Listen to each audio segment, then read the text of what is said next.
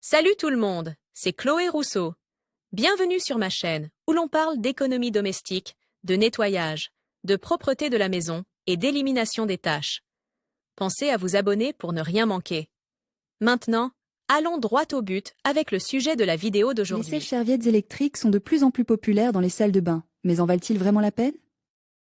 Nous examinons ici leurs avantages et leurs inconvénients. Table des massières, une question d'espace 2 en un coût de l'énergie, porte-serviettes électriques ou porte-serviettes chauffants.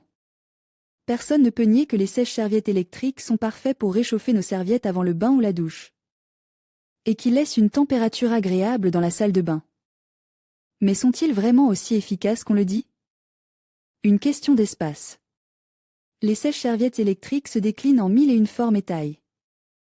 Cependant, comme pour tout le reste, si vous avez besoin d'un petit appareil dans votre maison, il sera proportionnellement plus cher qu'un grand. Ces sèche-serviettes, si l'on planifie bien l'espace, sont parfaits pour gagner de la place car ils sont fixes au mur, ils sont plats.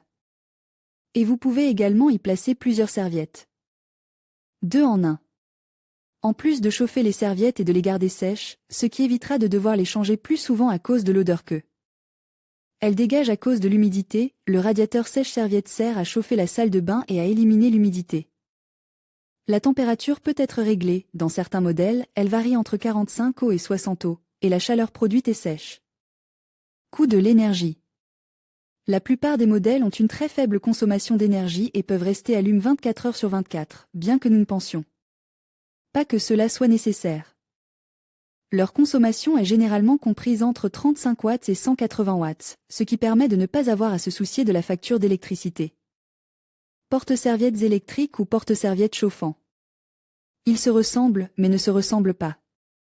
Les radiateurs sèche-serviettes ont une consommation électrique plus élevée, entre 600 watts, conçus pour les zones tempérées, et 900 W pour les climats froids.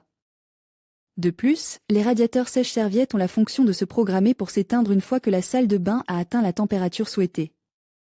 D'autre part, il existe également des modèles de sèche-serviettes qui fonctionnent avec le système de chauffage dont nous disposons à la maison, comme s'il s'agissait d'un radiateur supplémentaire. En conclusion, les sèche-serviettes électriques peuvent être très utiles dans les salles de bain où l'humidité s'accumule tout au long de la journée et où les serviettes sont constamment humides.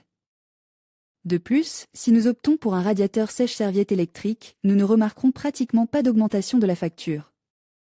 Et vous, pensez-vous que les sèche-serviettes électriques en valent la peine?